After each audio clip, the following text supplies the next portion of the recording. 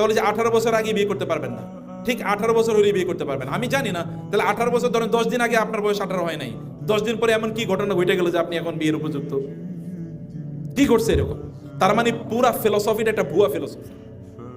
বিয়ে আমাদের দেশে, আমাদের এখানে ওয়েস্টার্ন আইডিয়া নিয়ে এখন লোকেরা চলতেছে, অথচ এটা কিন্তু ইসলামিক আইডিয়া। বিয়ের বয়স হলে বিয়ে দিয়ে দেবেন, বলেন এখনো প্রতিষ্ঠিত হয় না, বিয়ে দেবে কি? প্রতিষ্ঠিত মানে কি?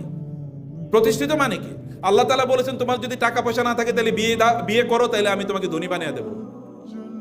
এটা আল্লাহ বলেছেন সূরাতুন নূরে, যে তোমরা বিয়ে করো তাহলে আমি কি, ওয়ানকিহুল আয়ামা মিনকুম ওয়াসসালিহিনা মিন ইবাদিকুম ওয়া ইমাইকুম ইন ইয়াকুনু ফুকারা ইউগনিহিমুল্লাহু মিন ফাদলি সালাসাতুন হাক্কুন আলাল্লাহি আউনুহুম।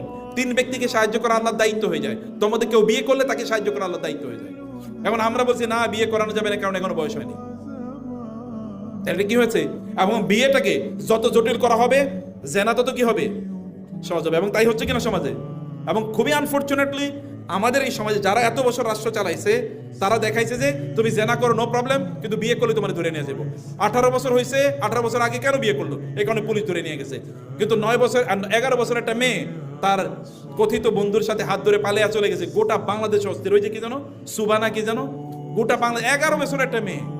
এটা নিয়ে রাষ্ট্রের কোনো মাথা ব্যথা নেই। সব মাথা ব্যথা কেন 18 বছর আগে বিয়ে করলো।